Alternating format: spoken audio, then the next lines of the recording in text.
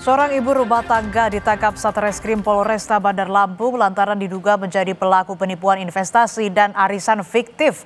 Korban yang tertipu mencapai ratusan orang dengan total kerugian sebesar 85 juta rupiah.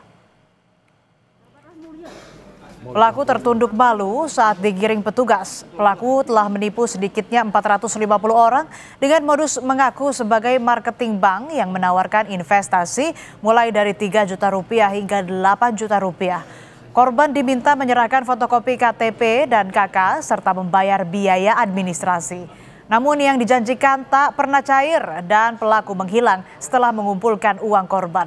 Total kerugian dari ratusan korban diperkirakan mencapai 85 juta rupiah.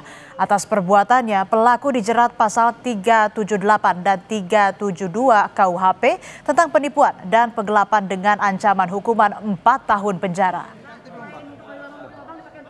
Perannya ini tersangka mempromosikan investasi dan arisan melalui status WhatsApp milik tersangka. Kemudian korban